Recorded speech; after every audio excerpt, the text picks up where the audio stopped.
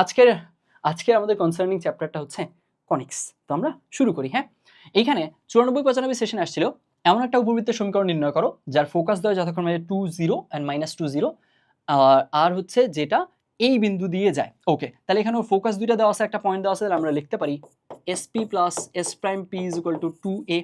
তাহলে sp এর মানটা লিখবো 2 0 থেকে এটা ডিসটেন্স 2 থেকে দেড়ের ডিসটেন্স হাফ 1/4 প্লাস হচ্ছে 15/4 প্লাস রুট করে থাকবো, তারপর এখানে -2 থেকে দেড় মানে 3.5, 3.5-এর উপর স্কোয়ার মানে হচ্ছে 49/4 প্লাস আবারও 15/4, এখান থেকে এটা 2 এর সমান।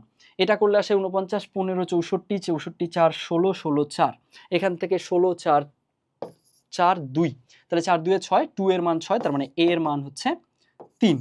আচ্ছা, এখানে আমাদের আলফা বিটা নাই, তাহলে a b লাগবে, a অলরেডি বের হয়ে গেছে, অতএব b কত, b = হচ্ছে a স্কয়ার 1 - e স্কয়ার। তাহলে এখানে a স্কয়ারের মান অলরেডি জানি, তাহলে a স্কয়ারের মান অলরেডি জানি, a এর মান লাগবে, a এর মান অলরেডি জানি 2, তাহলে 2 যদি বসায় দেই 9 থেকে 4 বাদ গেলে 5। এই তো, তার মানে আমাদের এখানে a স্কয়ার b স্কয়ার দুইটাই পেয়ে গেছি, দুইটাই এখান থেকে পেয়ে গেছি। তাহলে এখানে কি বলা যায়, x square by 9 plus y square by 5 = 1।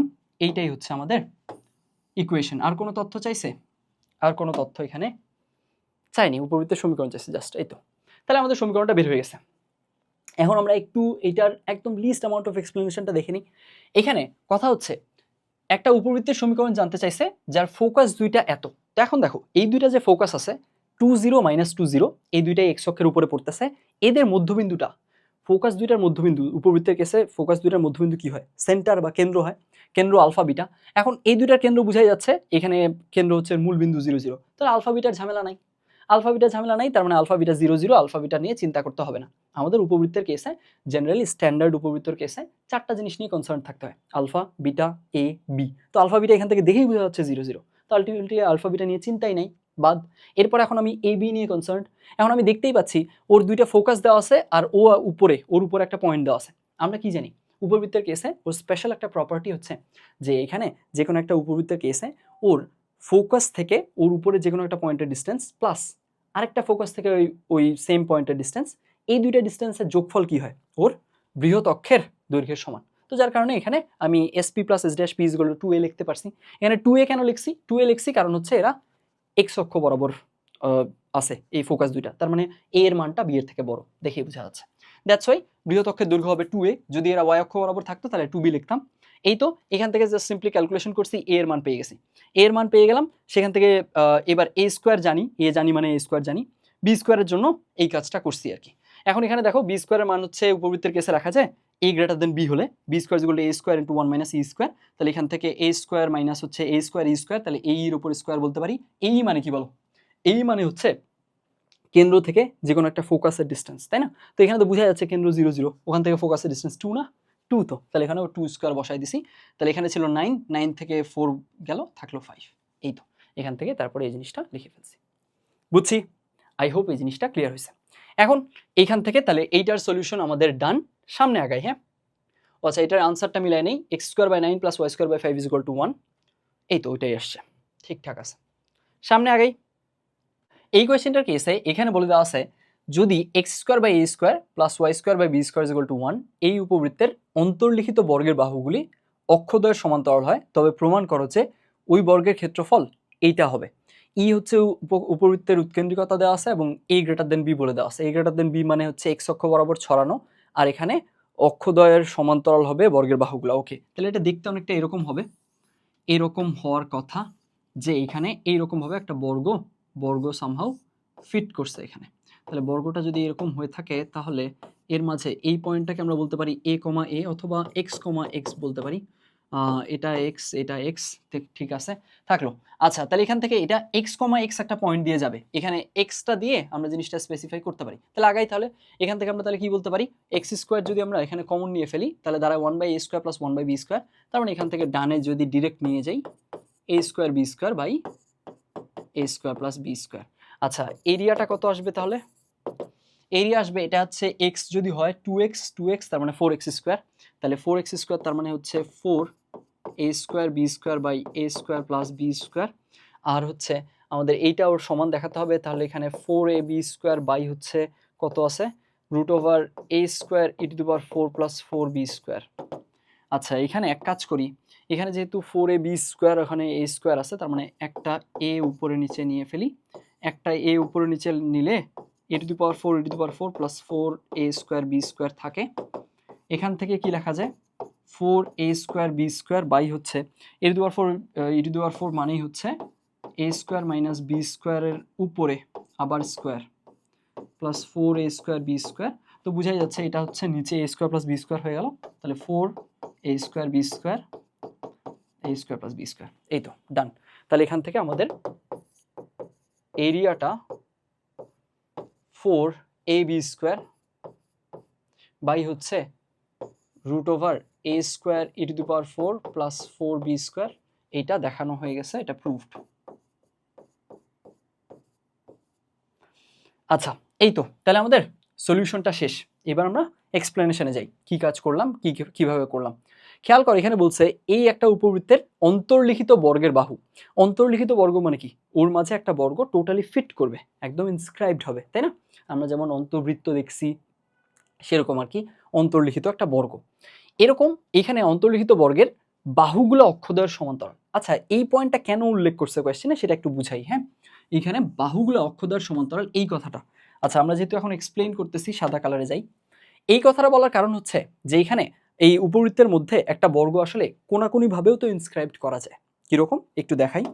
এখানে তাহলে আমরা একটা উপবৃত্ত নেই, এই মনে করো এই উপবৃত্তটা নিলাম, এই উপবৃত্তটা নিলাম, এর মাঝে আমি একটা বর্গ ফিট করব, কিন্তু বর্গটা কিভাবে ফিট করতেছি, এই যে একটা বর্গ যদি এরকম হয়ে থাকে, এই বর্গটাকে এইভাবে ফিট না করে এইটাকে একটু ঘুরায় নিলাম, কোনাকুনি করে নিলাম, এই আর কি। এই লাইনটা হচ্ছে ওর কর্ণ, তাহলে ওকে ঘুরাই নিছি, এরকম হয়ে গেছে, এটাকে ঘুরাই নিছি। এইবার এটাকে এখানে ফিট করতেছে, এটাও তো করতে পারি তাই না?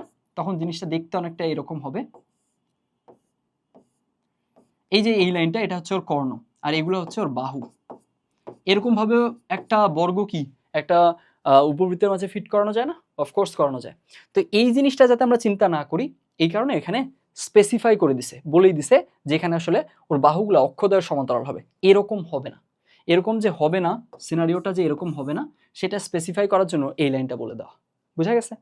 ওকে, তারপরে এই অন্তর্লিখিত বর্গের বাহুগুলো অক্ষদ্বয়ের সমান্তরাল হয়, তার মানে এরকম হবে চিত্রটা, এক্স অক্ষের সমান্তরাল ওয়াই অক্ষের সমান্তরাল থাকলো। এরপরে প্রমাণ করতে হবে যে ওর ক্ষেত্রফল এত আসবে। এখন এখানে তুমি খেয়াল করো, এইখানে বোঝা যাচ্ছে a গ্রেটার দেন বি মানে এক্স অক্ষের দিকে বেশি চড়া হবে, এরকমই হবে চিত্রটা উপবৃত্তের।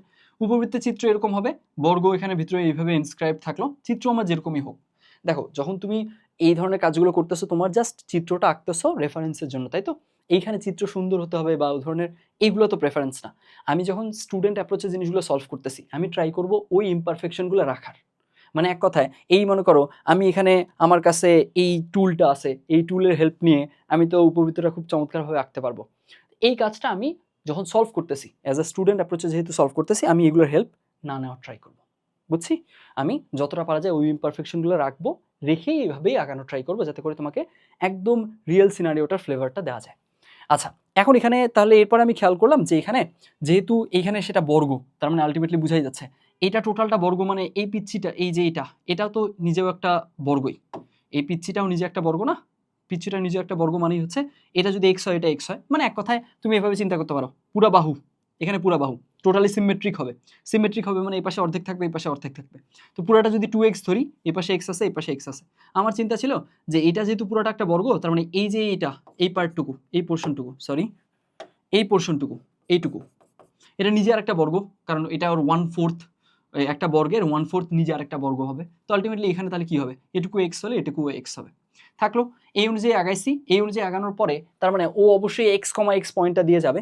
তাহলে এক্স কমা এক্স পয়েন্টটা দিয়ে গেলে এটাকে এখানে দিয়ে সিদ্ধ করে দিছি। এখানে যদি সিদ্ধ করে দিই তাহলে আসলে এক্স স্কোয়ার কমন নিয়ে বাইরে রাখা যায়, তাহলে 1/a square plus 1/b square হয়। ওটা আমি ডিরেক্ট ক্যালকুলেশন করছি, যেহেতু ডিরেক্ট ক্যালকুলেশন করেই ফেলছি তো আমি ডাইরেক্ট ডানে পার করে দিছি। ডানে পার করে দিয়ে এক্স স্কোয়ার মান ডিরেক্ট এটা লিখছি। বুঝছি? এখন এটা তো গেল এক্স স্কোয়ারের মান, কিন্তু আমার কি লাগবে, আমার লাগবে হচ্ছে তোমার পুরোটার ক্ষেত্রফল। পুরোটার ক্ষেত্রফল লাগবে মানে কি, এইখানে আমাদের এই যে এটা এই পুরা বাহুর দৈর্ঘ্য হচ্ছে এক্স এক্স 2x, এই পাশে 2x বর্গ যেহেতু তার আলটিমেটলি 4x স্কোয়ার। অথবা এভাবে চিন্তা করা যায় এটা যেহেতু একটা বর্গের 1/4 তার মানে আলটিমেটলি ওটা হচ্ছে ওটার ক্ষেত্রফল এক্স স্কোয়ার, তাহলে ওটাকে 4 গুণ করবো, তাহলে 4x স্কোয়ার পেয়ে যাবো। এই তো 4x স্কোয়ার পেয়ে গেলাম, তাহলে এখান থেকে এরিয়া হচ্ছে 4x স্কোয়ার, তার মানে 4a square B square by a square plus B square. এরপরে একটা কাজ আমি যেটা করছি সেটা হচ্ছে, তুমি খেয়াল করো, এইখানে ওর ক্ষেত্রফল দেখাতে বলছে এইটা। তো এখন ক্ষেত্রফল যেহেতু এটা দেখাতে বলছে, এখন কি করা যায়, এইখান থেকে মডিফাই করে করে কে ইনভলভ করে করে এখানে যাওয়া। দেখো বুঝো কিনা, এইখান থেকে মডিফাই করে কে ইনভলভ করবো, কে ইনভলভ করে করে তারপর এই জায়গায় যাবো। এখন কথা হচ্ছে কেমনে মডিফাই করবো না করবো, ওখানে তখন বুদ্ধি খাটাতে হবে, তাই না? কারণ মডিফাই করে করে একদম এক্স্যাক্টলি এটাই আনতে হবে, এটাই তো দেখাতে হবে আমাকে। তো যার কারণে আমি ওই উপায়ে যাইনি। আমি কি করছি, বরং এইখান থেকে এইটা থেকে যে এখানে যাওয়া যায় এটা না দেখায়, এইটা থেকে এখানে আসা যায় এটা দেখাইছি। দেখো ব্যাপারটা বুঝছো কিনা? সিম্পলিফাই করি। আমাদের যখন প্রমাণ করতে বলে তখন এমন কি কোনো বাধ্যবাধকতা থাকে যে তোমাকে বাম পক্ষ থেকেই ডান পক্ষে যেতে হবে? এমন তো কথা না। তুমি ডান পক্ষ থেকে বাম পক্ষে আসলেও চলবে, যেটা তোমার জন্য সহজ হয় সেটাই করবো আমরা। তো এখানে আমি খেয়াল করছি, এইখান থেকে এটাতে যাওয়ার জন্য কে ইনভলভ করতে হবে। কে বিভিন্নভাবে ইনভলভ করা যায়, কেমনে ইনভলভ করবো ওটার জন্য বুদ্ধি খাটাইতে হবে। বুদ্ধি খাটায় তারপরে কে এমনভাবে ইনভলভ করতে হবে যাতে করে এইটা আসে, একদম এক্স্যাক্টলি এটাই আসতে হবে। এখন কথা হচ্ছে, আমি ওটাতে যাবো কেন, ওই কষ্ট করবো কেন? এক কাজ করি, এইখান থেকে সিম্পলিফাই করে এটাতে আনার ট্রাই করি, তাহলে আমি বুঝাই যাচ্ছে আছে, কে সরাইতে হবে, দ্যাটস ইট। এ বি তো ইনভলভ থাকবেই, তাহলে কে সরাই দিব, তার মানে এর ভ্যালুটা বসাই দিব, বুঝছি? এখন এর ভ্যালু বসাই দিয়ে ওই অনুযায়ী আগানো যাবে। এখন এখানে এসে দেখছি আমি যে আচ্ছা এখানে আমার উপরে আছে 4ab স্কোয়ার, কিন্তু আমার এরিয়াতে এখানে আছে 4a স্কোয়ার বি স্কোয়ার, তার মানে একটা এ ইনভলভ করতে হবে, তার মানে আমি কি করছি, উপরে নিচে এ দিয়ে গুণ করে দিছি, উপরে নিচে এ দিয়ে গুণ করে দিছি, তাহলে কি হয়ে গেছে, এখানে হয়ে গেছে 4a স্কোয়ার বি স্কোয়ার, এখানে একটা এ পড়েছিল নিচে। এখন একটা এ যে পড়েছিল ওকে আমি রুটের ভেতরে ঢুকাবো, কারণ রুটের বাইরে তো কিছু নাই। তাহলে রুটের ভিতরে যদি ঢোকাতে হয় তাহলে এটা রুটের ভিতরে ঢুকবে কিভাবে, এ স্কোয়ার হয়ে, তাই না? ও রুটের বাইরে ছিল এ, তার মানে রুটের ভিতরে ঢুকলে অবশ্যই এ স্কোয়ার হয়ে ঢুকবে। তাহলে এ স্কোয়ার হয়ে গেছে, এ স্কোয়ার হওয়ার কারণে এটা হয়ে গেছে A to the power 4 e to the power 4, এখানে একটা এ স্কোয়ার গুণ হয়ে গেছে, তাহলে 4a স্কোয়ার বি স্কোয়ার। এরপরে আমি এখানে এই A to the power 4 e to the power 4 এটাকে কি লেখা যায়, এ টু দি পাওয়ার 4, তাই না? এখানে এ টু দি পাওয়ার 4 লিখবো। এখন দেখো এইখানে আমরা গত ম্যাথে কি দেখছি, এই যে এই মানে কি, এই মানে হচ্ছে root over A square minus B square, তাই না? তাহলে এ টু দি পাওয়ার 4 আছে, তার মানে কি হয়ে যাবে, A square minus B square to the power square. দেখো বুঝছো কিনা? দেখো এই জিনিসটা আচ্ছা লিখে বুঝাই, এই মানে হচ্ছে root over A square minus B square, সবসময় এইটা যখন A greater than B, B greater than A হইলে জিনিসটা উল্টে যাবে। তাহলে এর মান এটা আমার তো আসবে এ টু দি পাওয়ার 4, তার মানে কত হবে, এই রুট কেটে যাবে, তারপরে আবার স্কোয়ার থাকবে, ওইটাই লিখছি। তারপর এখানে a minus B whole square plus 4ab, এই শেপ চলে আসছে, তার মানে কি হয়, a প্লাস বি হোল স্কোয়ারের formula, a plus B whole square রুটের ভিতরে আছে, তাহলে রুট আর স্কোয়ার চলে যাবে, তাহলে থাকবে এটা। তাহলে এইটা থাকলো, এটাই তো আমার দেখাতে হবে। দ্যাটস ওয়াই আমি বলে দিছি যে এরিয়াটা, এইটার এরিয়া আমার এটা আসছিল, সেখান থেকে দেখাইছি আমি যে এইটা আর এইটা, এই জিনিস আর এই জিনিস হুবহু সেম। এখানে কোয়েশ্চেনে যা বলছে আর আমি যা আনছি হুবহু সেম, তাহলে বুঝাই যাচ্ছে। তাহলে এরিয়া ইজ ইকুয়াল টু এটা বলা যা কথা, এরিয়া ইজ ইকুয়াল টু ওটা বলা সেম কথা, দুইটা তো সেম দেখাইছি। এই তো তারপর এখান থেকে আগায় এই জিনিসটা প্রুফ করে ফেলছি, বুঝছো? আই হোপ জিনিসটা ক্লিয়ার হয়েছে এখানে। তাহলে এটা যদি ক্লিয়ার হয়ে যায় তাহলে এবার আমরা সামনে আগাই। হ্যাঁ, এরপরে কি বলা হয়েছে, এরপরে বলা হয়েছে একটা ত্রিভুজের শীর্ষবিন্দুগুলো হলো এই উপবৃত্তের ফোকাস দ্বয় এবং মূলবিন্দু, সেই ত্রিভুজটার ক্ষেত্রফল নির্ণয় করো। এটা তো ইজি। তাহলে এখান থেকে আমরা এই কালারে আগাই, তাহলে লিখতে পারবো direct x minus 2 whole square by 25 plus y minus 3 whole square by হচ্ছে 9 ইজ ইকুয়াল টু 1। তাহলে এখান থেকে আমরা বলেই ফেলতে পারতেছি, এখন এখানে বলছে উপবৃত্তের ফোকাস দ্বয় লাগবে, এখানে আলফা বিটা 2 3, তাহলে ফোকাস দ্বয় হবে কত, প্লাস মাইনাস এর সাথে থাকবে আলফা, তারপরে এই মানে হচ্ছে বড়টা থেকে ছোটটা বাদ রুট, তার মানে হচ্ছে 16 4 কমা 3, তাহলে এখান থেকে 3 আসবে। এই তো, তাহলে 2 4 6 6 3 আর 2 থেকে -4, তার মানে -2 3। এই তো, এখানে আমাদের ফোকাস দুইটা এইটা, আর হচ্ছে ওর আরেকটা শীর্ষ হচ্ছে মূলবিন্দু, তার মানে 0 0 আরেকটা পয়েন্ট। তাহলে এখন এদেরকে দিয়ে ত্রিভুজটার ক্ষেত্রফল চাইছে, ক্ষেত্রফল তো তার মানে হাফ, আচ্ছা ক্ষেত্রফলের ইয়াটা লিখি, তাহলে del is equal to half ভূমি ইন্টু উচ্চতা। তো ভূমি ইন্টু উচ্চতার কেসে উচ্চতা 3 বোঝা যাচ্ছে, ভূমি হচ্ছে 8, তাহলে 8 3 এই তো 12, তাহলে 12 স্কোয়ার ইউনিট। এই তো আনসার, আমাদের কাজ শেষ। দেখো বুঝছো কিনা? এবার আমরা এক্সপ্লেইন করি, হ্যাঁ ধীরে সুস্থে এক্সপ্লেইন করি। আমরা সলভ করে ফেলছি এখানকার কেসে, এই কোয়েশ্চেনটা যথেষ্ট ইজি ছিল। এইখানে বলছে যে একটা ত্রিভুজের শীর্ষবিন্দুগুলো হচ্ছে এই যে উপবৃত্ত, এর ফোকাস দুইটা, সাথে একটা ত্রিভুজের তো 3টা শীর্ষ, তো 2টা শীর্ষ হচ্ছে এর ফোকাস 2টা, আরেকটা শীর্ষ হচ্ছে মূলবিন্দু। তাহলে এই ত্রিভুজটার ক্ষেত্রফল নির্ণয় করতে বলছে। এখন এইটার কেসে খুব সিম্পলি বোঝা যাচ্ছে 9 25 এই দুইটার গুণফল, 9 আর 25 এর গুণফল 225 দেওয়া আছে। তো বোঝাই যাচ্ছে আমরা 225কে যদি নামায় ফেলি তাহলে এর নিচে আসবে 25, এর নিচে আসবে 9। এগুলো আমাদের সলভ করতে করতে একদম আয়ত্তে চলে আসার কথা। তো তারপর এটা লিখে ফেললাম। এখন এর ফোকাস দুইটা হবে। এখন এর ফোকাস দুইটার কেসে এইখানে তুমি খেয়াল করো, a গ্রেটার দেন b হয়েছে না? a গ্রেটার দেন b হয়েছে মানে কি? আসলে আমাদের ফোকাস কি হবে? প্লাস মাইনাস a, 0 এইটা হয় মাদার শেপটাতে বা একদম মেইন শেপে, যেখানে আলফা বিটা থাকে না। এখানে তো আলফা বিটা আছে, 2 আর 3 আছে, তো বুঝাই যাচ্ছে তাহলে এখানে আলফা বিটাকে কনসিডার করতে হবে। তাহলে আমরা কি জানি, যখনই সেখানে এইখানে একটা উপবৃত্তের কেসে ওর কেন্দ্রটা এই যে আলফা বিটাটা এটা 0 0 না হয়ে অন্য কোনো পয়েন্টে যায়, তখন আসলে কি হয়? আমরা ইকুয়েশন রিলেটেড কাজকর্ম করলে সেখানে এক্স মাইনাস আলফা এক্স এর জায়গায় বসে, ওয়াই মাইনাস বিটা ওয়াই এর জায়গায় বসে। আর যখন আমরা স্থানাঙ্কজনিত কাজ করি তখন ভুজে আলফা যোগ হয়, কোটিতে বিটা যোগ হয়। তো আমাদের মেইন শেপটাতে প্লাস মাইনাস এই, 0 হওয়ার কথা। তাহলে এখানে কি হবে? আলফা প্লাস মাইনাস এই, বিটা, আলফা বিটা জাস্ট ভুজে আর কোটিতে যোগ হয়ে গেল। তারপরে আমরা এখান থেকে এই জিনিসটা সিম্পলিফাই করছি, সিম্পলিফাই করে বসাইছি। আচ্ছা, এখানে আমি এই এর মানটা ডিরেক্ট বসাই দিছি, কারণ আমি তো বুঝতেছি এই মানেই হচ্ছে √ a square minus B square. একটু আগেও বলছি a গ্রেটার দেন b হলে এই মানে √ a square minus B square. তাহলে এখানে বুঝাই যাচ্ছে √ a square minus B square মানে এখানে এই যে 25 মাইনাস 9, বড়টা থেকে ছোটটা 16, 16 উপরে রুট করলে 4, ডিরেক্ট বসাই দিছি, বুঝছি? তারপর এখান থেকে এই মানগুলো পেয়ে গেছি আমরা। এই দুইটা পাইছি, আর হচ্ছে ওর মূলবিন্দু হচ্ছে আরেকটা শীর্ষ, তাহলে 3টা শীর্ষ পাইছি। এখানে তাহলে ক্ষেত্রফল বের করতে হবে। এখন ক্ষেত্রফলের কেসে আমি ডিরেক্ট এইটা কিভাবে লিখলাম, তাই তো? এখন এইটা কিভাবে লিখলাম, এইটার কেসে একটু বেসিকটা জিনিসটা তোমাদের বুঝাই বলি। এইটার কেসে এটা যে খুব সহজে চিন্তা করা যায় সেটা একটু বলি। এখানে তুমি একটা জিনিস খেয়াল করো যে আমাদের যখন ত্রিভুজের ক্ষেত্রফল আমরা নির্ণয় করি, আমাদের বেসিক ফর্মুলাটা কি? হাফ ইন্টু ভূমি ইন্টু উচ্চতা, তাই তো? তো হাফ ইন্টু ভূমি ইন্টু উচ্চতা, এই যে এই ফর্মুলাটা, এটা সুবিধা হচ্ছে কি জানো? সুবিধা হচ্ছে আমাদের যদি দুইটা প্যারালাল লাইন থাকে, এই মনে করো এই একটা লাইন, এই আরেকটা লাইন। আচ্ছা, লাইনগুলোর তো আসলে কি করতে হবে, আমরা তো আসলে এক্সপ্লেইন করতেছি, তার মানে বোঝাই যাচ্ছে আমরা এখানে সাদা কালারে নিয়ে ফেলবো সব। তো এই দুটো যদি প্যারালাল লাইন হয় তখন আসলে কি হয়? তখন আসলে এইখানকার মাঝে ধরে নাও এইটা হচ্ছে ত্রিভুজটার ভূমি। এখন ভূমি যদি এখানে হয়, এখন এই লাইনের উপরে যে কোনো জায়গায় ওর অন্য শীর্ষটা থাকলে আমার তো হাইট সেম থাকতেছে, তার মানে এই ত্রিভুজটার ক্ষেত্রফল যত, এই ত্রিভুজটার ক্ষেত্রফল ততই। ঠিক একইভাবে এই ত্রিভুজটারও ক্ষেত্রফল তত, এই ত্রিভুজটারও ক্ষেত্রফল ততই। মানে এক কথায় আমাদের দুইটা শীর্ষ এখানে ফিক্স হয়ে গেছে, একটা শীর্ষ এর উপরে যে কোনো জায়গায় থাকলেও আমাদের আলটিমেটলি ক্ষেত্রফল তো একই থাকতেছে। কেন? কারণ এখানে হাফ ইন্টু ভূমি ইন্টু উচ্চতা হচ্ছে ত্রিভুজের ক্ষেত্রফলের সূত্র। এখন হাফ তো কনস্ট্যান্ট, ভূমির লেন্থ কনস্ট্যান্ট, কারণ ভূমিটার এখানে আমি এই দুইটা পয়েন্ট চেঞ্জ করতেছি না, এদের লেন্থ কনস্ট্যান্ট। এখন উচ্চতাও কনস্ট্যান্ট, এখানে তুমি এর উপরে যে কোনো পয়েন্ট নাও, উচ্চতা তো এদের যে হাইটটা এইচ যদি মনে করো 5 হয়, 5 তো 5ই থাকবে। তুমি খেয়াল করো এই ত্রিভুজটার জন্য হাইট কত? 5। এই ত্রিভুজটার জন্য হাইট 5, এই ত্রিভুজের জন্য হাইট 5, এই ত্রিভুজের জন্য হাইট 5। তো আলটিমেটলি ওই প্যারালাল লাইনের উপরে যে কোনো জায়গায় শীর্ষ থাকুক, হাইট তো সেমই আছে। সো হাফ ইন্টু ভূমি ইন্টু উচ্চতা করলে ক্ষেত্রফল একই থাকবে। এখানে আমি ওই জিনিসটাই অ্যাপ্লাই করছি, আর কিছু না। তুমি খেয়াল করো এখানে পয়েন্টগুলো চিন্তা করো, 6 3 - 2 3 আর 0 0, তাই তো? তো তুমি পয়েন্টগুলো যদি একটু বসাও, এই মনে করো এখানে আমরা বসাবো একটা 0 0, আরেকটা হচ্ছে 6 3, 6 3 মনে করো এইখানে কোথাও, 6 3 এইখানে কোথাও, -2 3 মনে করো এখানে কোথাও। আমাদের কি লাগবে? এই ত্রিভুজটার ক্ষেত্রফল লাগবে না?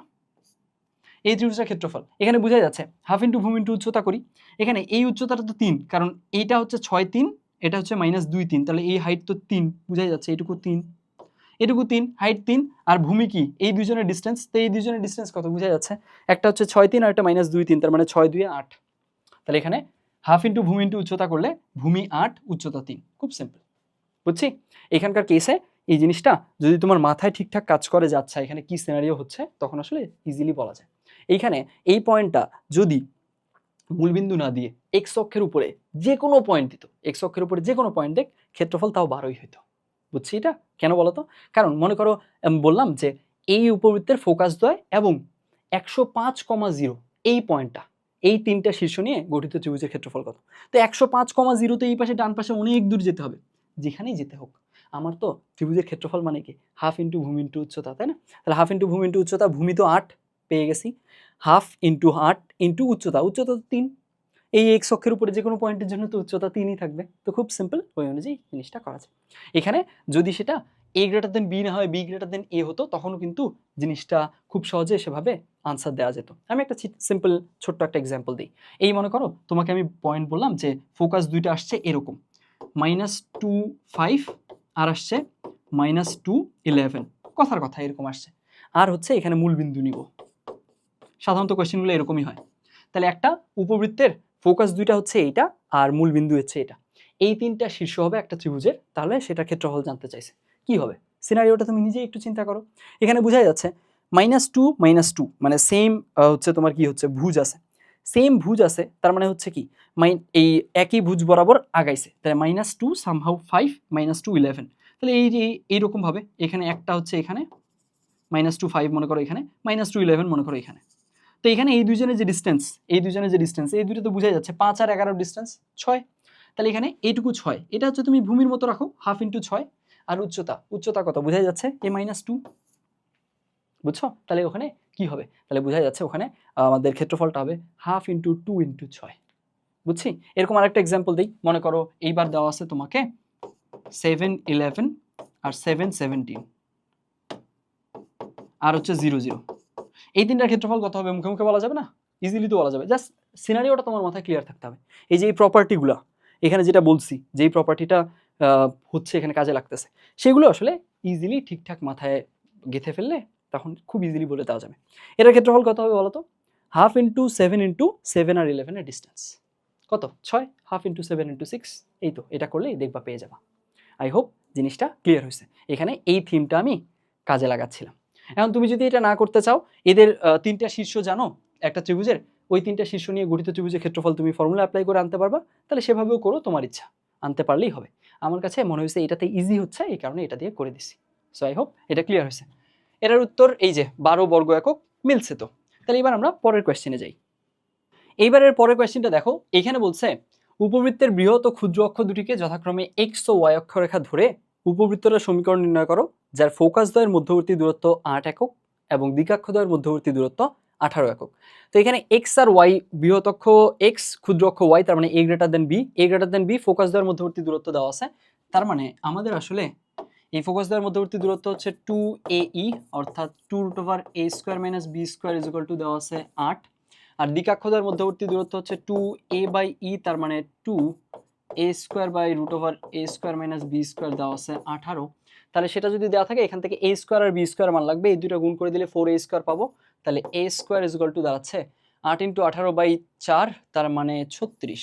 তাহলে a² পেয়ে গেলাম, এবার b² বের করতে হবে। a² মানটা যদি এখানে বসায় দিই, 8 4 16 16 36 20, এই তো a² b² পেয়ে গেছি, তার মানে x²/36 প্লাস y²/20 = 1, এইটাই হচ্ছে আনসার। সো আই হোপ এই জিনিসটা ক্লিয়ার হয়েছে। একটু বলি আমরা তাও, জাস্ট মিনিমামটুকু। বৃহৎ অক্ষ বলে দিছে এক্স অক্ষ, আর ক্ষুদ্র অক্ষ বলে দিছে একদম ওয়াই অক্ষ, তার মানে a গ্রেটার দেন বি, এটা শিওর থাকলো। এরপরে এখন এটার ফোকাস দ্বয়ের মধ্যবর্তী দূরত্ব বলে দিছে, তো এখানে 2ae ফোকাস দ্বয়ের মধ্যবর্তী দূরত্ব হয়, আর a মানেই হচ্ছে √a² - b², যতবার a গ্রেটার দেন বি হবে a এর পরিবর্তে এটা লেখা যাবে। ঠিক একইভাবে যতবার a গ্রেটার দেন বি হবে a/e এর পরিবর্তে a² / √a² - b² লেখা যাবে। এই জিনিসটা, এই দুইটা কনভার্সন উপবৃত্তর কেসে খুবই ইম্পর্টেন্ট, এটা অধিবৃত্তের কেসেও কাজে লাগে, জাস্ট এখানে প্লাস হয়ে যায়। যাই হোক, তো এখানে উপবৃত্তের কেসে এগুলো লিখলাম, লেখার পরে এখন আমাদের a² আর b² দরকার, কারণ আমি বলেই নিছি উপবৃত্তের কেসে কি কি দরকার হয় সাধারণত স্ট্যান্ডার্ড উপবৃত্তগুলোর কেসে, আলফা বিটা আর হচ্ছে কি এ বি। এখন এখানে তো আলফা বিটা নাই, বলে দিছে এক্স অক্ষটাই বৃহৎ অক্ষ, ওয়াই অক্ষটাই ক্ষুদ্র অক্ষ, আলফা বিটার ঝামেলা বাদ, তাহলে জাস্ট এ বি লাগবে। এখন এখান থেকে এ আর বি বের করতে হবে, এই দুটো গুণ করে দিলেই ই ক্যান্সেল হয়ে যায়, 4a² থাকে, তো সেখান থেকে a² মান ডিরেক্ট লিখছি। a² মান এখানে বসালে খুব সিম্পল ক্যালকুলেশন, আমি রুট তুলে দিয়ে b² মান কত আসে বের করছি, এই তো এটাই, আর কোনো কিছু চাইনি, এটাই হচ্ছে উত্তর, বুঝছি? আই হোপ এই জিনিসটা ক্লিয়ার হয়েছে, সহজ জিনিস এটা, x²/36 + y²/20 = 1। এরপরে আগাই, তারপরে কোয়েশ্চেনে বলছে এই উপবৃত্তের উৎকেন্দ্রিকতা এবং ফোকাসগুলো নির্ণয় করো। ওকে আগাই, তাহলে এখানে 5 কমন নিয়ে ফেলতে পারি, তাহলে দ্বারা x² - 6x + 9 লিখতে হবে, +9², এখানে এক্সট্রা কি নিছে 45, তাহলে এখানে 45 রাখতে হবে। 45 যদি রাখি তাহলে আমরা বলতে পারবো x - 3² বাই হচ্ছে 9 plus Y square by 5 is equal to 1। এখন এটার উৎকেন্দ্রিকতা চাইছে, তো উৎকেন্দ্রিকতা তো খুব সিম্পল, √1 মাইনাস ছোটটা বাই বড়টা, তার মানে 5/9, তাহলে দাঁড়ায় 4/9, 4/9 মানে হচ্ছে 2/3। উৎকেন্দ্রিকতা পেয়ে গেছি। আর চাইছে ফোকাসগুলা, তো এটার ফোকাসের কেসে কি হবে, এখানে প্লাস মাইনাস এই কমা 0, তাহলে এবার হবে 3 প্লাস মাইনাস এই এর মান হচ্ছে 2,0 0 না, হ্যাঁ, তাহলে এখান থেকে কত থাকে, তাহলে 5 0 আর 1 0। এই তো, তাহলে আমাদের ফোকাস দুইটাও বের হয়ে গেছে, আর হচ্ছে ফোকাস দুইটাও বের হয়ে গেছে, সাথে উৎকেন্দ্রিকতার মানটাও আমরা পেয়ে গেছি। এই তো, আই হোপ এই জিনিসটা বোঝা গেছে। আমি একটু জাস্ট আবার বলে নেই কি করছি। এখানে এই উপবৃত্তটার উৎকেন্দ্রিকতার ফোকাস চাইছিল, তাহলে এখানে আমরা কি করতে পারি, এখানে 5x² আর -30x, এর টার্মগুলো এক জায়গায় করব, হোল স্কোয়ার ফর্ম করব, তাই না, এটা কাজই তো করি। তাহলে এখানে করছি এটা কাজ কমন নিয়ে হোল স্কোয়ার ফর্ম করে ফেলছি। হোল স্কোয়ার ফর্ম করলে তাহলে এখানে এটা দাঁড়াচ্ছে, পরের বার এটা দিয়ে ভাগ দিয়ে স্ট্যান্ডার্ড ইকুয়েশনে নিয়ে আসছি।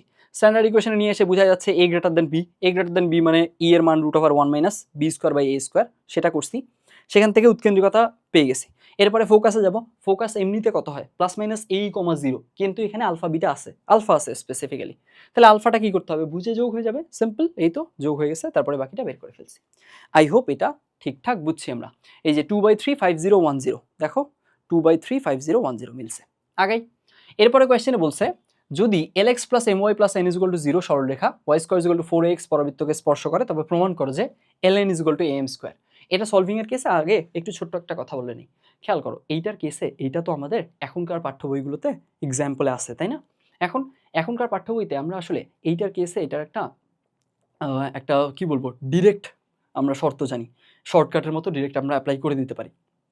কিন্তু এইটা যখনকার কোয়েশ্চেন 99-2000 সেশন, তখনকার পাঠ্য বইগুলোতে আসলে এইটা অ্যাজ এ শর্টকাট বলো বা অ্যাজ এ শর্ত বলো, সেটা লেখা ছিল না। তো আমি কি করব, আমি আসলে এটা আমাদের পাঠ্য বইতে, এখনকার পাঠ্য বইতে যে শর্ত দেওয়া আছে সেটা অনুযায়ীও করে দিব, সাথে এইটা আসলে আমি একদম প্রপার ওয়েতে, একদম এই জিনিসটা উইদাউট নোয়িং দ্যাট কন্ডিশন, আমরা ওই শর্তটা যদি না জানি, আমাদের পাঠ্য বই ধরে নিলাম ওই জিনিসটা নাই, তাহলে কীভাবে সলভ করা যায় সেটাও দেখাবো। একে একে দুইটাই দেখি, শুরু করি। হ্যাঁ, আমরা যদি প্রথমে শর্ত দিয়ে আগাই, তাহলে কি দাঁড়ায়, এখানে আমাদের এইখান থেকে এটাকে y equal to mx plus c তে প্রকাশ করে নিতে হবে। তাহলে কি দাঁড়ায়, y ইকুয়াল টু দাঁড়াচ্ছে -l/mx, তারপরে কি দাঁড়ায় -n/m। এইখান থেকে আমরা কি বলতে পারবো, শর্তটা ছিল c ইকুয়াল টু a/m, তার মানে ধ্রুবক -n/m ইজ ইকুয়াল টু হচ্ছে a/a ঢাল, ঢালের মান হচ্ছে -l/m, তাই তো। তাহলে এখান থেকে আমাদের মাইনাস মাইনাস ক্যান্সেল হয়ে যাচ্ছে, am square is equal two ln, এই তো যা লাগবে চলে আসছে। এইবার আমরা যদি এইখানে একদম বেসিক আইডিয়া দিয়ে আগাই, তাহলে এখানে কি করতে হবে, এইটা আর এইটা, এই দুটো সমাধান করে ফেলতে হবে। সমাধানের কেসে আমরা যদি এইখান থেকে y এর মান এনে এখানে বসাই, তাহলে রুট ইনভলভ হচ্ছে, দরকার নেই, x এর মান এনে এখানে থেকে বসাই দিই। তাহলে x এর মান এনে যদি এখানে বসানোর ট্রাই করি, তাহলে দাঁড়াবে এখানে l/4a y square plus my plus n is equal two 0। এইখানে তাহলে আমাদের b square minus 4ac is equal two 0, তাহলে লিখতে পারবো আমরা m square is equal two 4l/4a into n, 4 cancel, তাহলে am square is equal two ln। এই তো যা চাচ্ছিলাম নিয়ে আসতে পারছি। আমাদের তাহলে সলভিং হয়ে গেছে। আমরা এবার একটু এটা এক্সপ্লেইন করি যে কি করছি। এখানে কাজ হচ্ছে, আমরা যদি শর্ত দিয়ে আগাই, শর্তটা কি, শর্তটা হচ্ছে যে আমাদের কোনো একটা সরলরেখা যদি y square equal to 4ax এই পরাবৃত্তকে স্পর্শ করে, তাহলে শর্ত হলো যে ওই যে সরলরেখাটা স্পর্শ করছে সেটাকে y equal to mx plus c এই শেপে প্রথমে প্রকাশ করতে হবে। প্রকাশ করার পর আমরা লিখতে পারবো c ইকুয়াল টু a/m, অর্থাৎ ধ্রুবক ইকুয়াল টু হচ্ছে a বাই ওই সরলরেখাটার ঢাল। তাহলে এখন আমরা ওই অনুযায়ী কাজ করছি, এখানে এটাকে y equal to mx plus c শেপে প্রকাশ করছি, তারপরে এটা ধ্রুবক c ইকুয়াল টু a/m, এখানে a তো a এর মতোই থাকলো, m মানে হচ্ছে এই সরলরেখাটার ঢাল, তাহলে এখানে ঢালটা এখানে করছি। আমি c ইকুয়াল টু a/m লিখিনি কেন জানো, না লেখার পেছনে কারণটা হচ্ছে এখানে অলরেডি একটা m ইনভলভড। আমি যদি এখানে আবার m লিখি, এই mটাকে আলাদাভাবে ডিফাইন করতে হবে, কারণ এই mটা এই m না, বুঝো ভালো মতো। শর্তের যে c ইকুয়াল টু a/m, এইখানকার শর্তের এই c ইকুয়াল টু a/m এর mটা হচ্ছে ঢাল মিন করে, কিন্তু এখানে তো অলরেডি m ইনভলভড, এন্ড mটা ঢাল না, ঢাল হচ্ছে -l/m। সো আলটিমেটলি আমাদের শর্তের m এবং এই ইকুয়েশনের m এই দুইটা সেম জিনিস না, ওইটা লিখলে একটা আমাদের কি হবে, একটা ক্ল্যাশ তৈরি হবে। তো যার কারণে আমি ওইটা না লিখে জাস্ট ডিরেক্ট শর্তটা লিখছি, শর্তটা লিখে এখান থেকে জিনিসটা নিয়ে আসছি। শর্তটা কেসে তুমি যদি লিখতেই চাও শর্তটা, তাহলে লিখতে পারো ধ্রুবক is equal to a by ঢাল। এই তো এখন এখান থেকে এটা গেল, এরপরে এইটাতে আসি। এইটার কেসে আমাদের এই দুটো কি করতে হবে, সমাধান করতে হবে। এখন এই দুটো যে সমাধান করতে হবে, কথা হচ্ছে যে এখানে এদের সমাধান করতে গেলে আমরা এক কাজ করতে পারি, এখান থেকে y এর মান এনে এখানে বসাতে পারি, অথবা এখান থেকে x এর মান এনে এখানে বসাতে পারি। y এর মান আনতে গেলে ও রুট ইনভলভ হয়ে যাচ্ছে, দরকার নেই, ওটা করবো না, আমি x এর মান করি। তাহলে x এর মানটা যদি এখানে আনি, x এর মান হচ্ছে y²/4a, তাহলে x এর মান এখানে বসালাম y²/4a, y²/4a বসালে l/4a y² plus my plus n = 0। এরপরে এরপরে এরপরে আমাদের খুবই ক্রুশাল একটা ডিসিশন, সেটা কি, যখনই একটা রেখা আর একটা কার্ভকে অথবা দুইটা কার্ভ পরস্পরকে এইখানে যখন একটা বিন্দুতে স্পর্শ করে, জাস্ট একটা পয়েন্টে স্পর্শ করছে, এরকম সিনারিও হইলে আসলে যে ঘটনাটা ঘটে সেটা হলো যে ওদের যখন আমরা সমাধান করতে যাই, যদি দ্বিঘাত কোনো সমীকরণ আসে, সেই দ্বিঘাত সমীকরণের একটা মাত্র ইউনিক সলিউশন থাকবে। এখন ইউনিক সলিউশন মানে কি মিন করতেছি, মনে করো দ্বিঘাত সমীকরণ আসছে, ওইটার কেসে ওর রুট আসছে কত জানো, ওর রুট আসছে 3,3, তার মানে ইউনিক সলিউশন আসলো। হ্যাঁ, রুট দুইটা, ওর মূল দুইটা, জিরো দুইটা, মূলকে ইংরেজিতে জিরোও বলে। তো ওর জিরো বা ওর মূল বা রুট দুইটা, কিন্তু ওর সলিউশন কয়টা, একটা। তার মানে একটা দ্বিঘাত সমীকরণ থেকে ইউনিক সলিউশন পেতে গেলে অবশ্যই আমাদের কি করতে হবে, ওখানে ওর মূল দ্বয় সমান হতে হবে।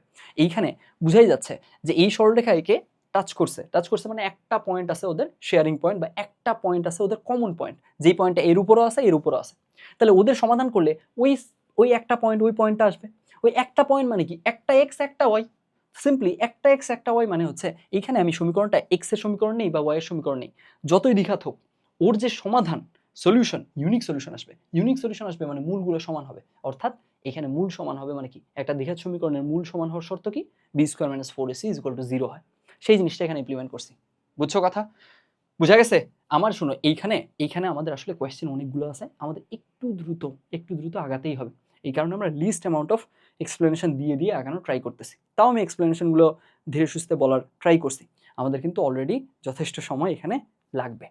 এইখানে তার মানে কি হলো, আর যদি কোনো পয়েন্টে স্টিল ডাউট থেকে থাকে, অ্যানালিসিসের ভিডিওটাতে দেখবা, ওখানে ধীরে সুস্থে সব বলে দেওয়া আছে ওইখানে, তখন আলটিমেটলি ওটা দেখে আসলে ইনশাল্লাহ সেই ঝামেলাটাও থাকবে না। এখন দেখো এখানকার কেসে তাহলে আমরা কি করছি, b² - 4ac = 0, তার মানে b² = 4ac। b² মানে কি, b² মানে হচ্ছে m² = 4ac, তাহলে 4 ইন্টু এটা ইন্টু c, ওই জিনিসটা ইমপ্লিমেন্ট করছি, সেখান থেকে খুব সিম্পলি এটা চলে আসছে। আই হোপ এই জিনিসটাও বোঝা গেছে। সামনে আগে এরপরে কোয়েশ্চেনে বলা আছে, যে উপবৃত্তের উপকেন্দ্রদ্বয় -1 -1 1 1 এবং বৃহৎ অক্ষের পরিমাণ 2√3, তার সমীকরণ নির্ণয় করো। আচ্ছা, আমাদের দুইটা উপকেন্দ্র দেওয়া আছে, তাহলে এস এস ড্যাশ আর পি, আচ্ছা ওই অনুযায়ী আগাবো। তাহলে SP plus S dash P is equal two 2a, তাহলে আমরা লিখতে পারি রুট ওভার এখান থেকে x plus 1 whole square plus y plus 1 whole square is equal to, আমরা ডিরেক্ট ওপাশে গিয়ে লিখবো কারণ ওপাশে এমনিতেই নিয়ে যেতে হবে, তাহলে x minus 1 whole square plus y minus 1 whole square. তাহলে আমরা যেটা করতে পারি, স্কোয়ার করে দিই, তাহলে x square plus y square plus 2x plus 2y plus 2 is equal two, এখানে এটাকে স্কোয়ার করলে আসে 12, প্লাস কি লেখা যাবে, x square plus y square minus 2x minus 2y, তারপরে আর কত থাকে, এইখান থেকে প্লাস 2 থাকে, আর থাকে এদের গুণফলটা, তার মানে মাইনাস 4√3, রুট করে দিব x minus 1 whole square plus y minus 1 whole square. আচ্ছা, এইখান থেকে এইগুলো জিনিস যদি আমরা এই পাশে নিয়ে আসি, ক্যান্সেল করে নিই, আগে ক্যান্সেল করে নিচ্ছি, plus 2x plus 2y plus 2 cancel হয়ে যাবে। তাহলে কি থাকে, এখানে থাকে 4x প্লাস 4y মাইনাস 12, তাহলে 4 যদি আমরা কমন নিই তাহলে থাকে x প্লাস y মাইনাস 3, এই তো। আর এই পাশে থাকে হচ্ছে 4√3 তার উপরে স্কোয়ার, তাই তো, তাহলে 4√3 মাইনাস 4√3 আর হচ্ছে x minus 1 whole square plus y minus 1 whole square. এখন এইখান থেকে এই দুটো স্কোয়ার করে দিই, 4 ক্যান্সেল হয়ে যাবে, তাহলে থাকলো √3, আর এখানে থাকে x square plus y square plus 9 plus 2xy আর মাইনাস 6x মাইনাস 6y, আর তো কিছু থাকে না, এটা থাকলো। এ পাশে কি থাকে, এ পাশে থাকে 3x square plus y square minus 2x minus 2y plus 2, এই তো। তাহলে এখন সিম্পলিফাই করবো আর কি, তাহলে x স্কোয়ার 3x স্কোয়ার তার মানে 2x স্কোয়ার, y স্কোয়ার তারপরে হচ্ছে 3y স্কোয়ার তার মানে আবারও 2y স্কোয়ার, এখান থেকে 2xy উপাশে গেলে মাইনাস 2xy, আর হচ্ছে কি থাকে, আর হলো আমাদের -6x, এখানেও -6x, -6y, এখানেও -6y ক্যান্সেল হয়ে যাবে। তাহলে 3 দুগুণে 6, 6 থেকে 9 বাদ -3 = 0। এই তো এটাই হচ্ছে আমাদের ইকুয়েশন। আশা করা যায় জিনিসটা আমরা বুঝছি। তাহলে একটু দেখি 2x² + 2y² - 2xy - 3, এইখানে 2x² + 2y² - 2xy - 3। আচ্ছা, এবার আমরা একটু এক্সপ্লেইন করে নিই। দেখো ব্যাপারটা হচ্ছে আমরা এই ধরনের একটা কোয়েশ্চেন একদম শুরুতে করছি না? একদম শুরুর কোয়েশ্চেনটা তুমি যদি একটু দেখো, এইখানে আমাদের একদম শুরুর কোয়েশ্চেনটা যেটা ছিল সেটা ছিল এমন যে এইখানে বলা ছিল আমাদের এইটাতে, এখানে বলা ছিল এর দুইটা ফোকাস দেওয়া ছিল আর ওর উপর একটা পয়েন্ট দেওয়া ছিল, তাই না? তো তখন আমরা স্পেশাল যে প্রপার্টিটা ইউজ করছিলাম সেটা কি ছিল, যে ফোকাস থেকে ওই পয়েন্টের ডিস্টেন্স প্লাস অন্য ফোকাস থেকে ওই পয়েন্টের ডিস্টেন্স, এই দুইটা ডিস্টেন্সের সামেশন করলে বৃহৎ অক্ষের দৈর্ঘ্যটা চলে আসবে। তো এখানেও আমরা ওই কাজটাই করব, জাস্ট এখানে পয়েন্টের জায়গায় ওখানে বৃহৎ অক্ষের দৈর্ঘ্য দেওয়া ছিল না, পয়েন্ট ছিল। এইবার পয়েন্ট নাই, পয়েন্টটা হচ্ছে ওর উপরে যে কোনো পয়েন্ট, আর সেখানে বৃহৎ অক্ষের দৈর্ঘ্যটা পাইছি, সেই প্রপার্টিটাই ইউজ করছি। ইউজ করে আমরা লিখলাম যে এখানে SP + S' P = 2a, S আর S' হচ্ছে ওর ফোকাস দুইটা। তারপর ওই অনুযায়ী আগাইছি, এখানে দুইটা রুট একই পাশে আছে, অফকোর্স একটাকে আরেক পাশে নিয়ে গেলে কাজটা সুবিধা হবে, তো ওই কারণে ওই কাজটা করছি, হোল স্কোয়ার করছি। তারপরে আবারও আরেকটা রুটের টার্ম থেকে গেছে, এইটাকে আবার হোল স্কোয়ার করছি, হোল স্কোয়ার করে সিম্পলিফাই করছি, আমাদের জিনিসটা চলে আসছে। এই তো, তাহলে আই হোপ এই জিনিসটা বোঝা গেছে। এরপরে আমরা তারপরেরটাতে আগাই।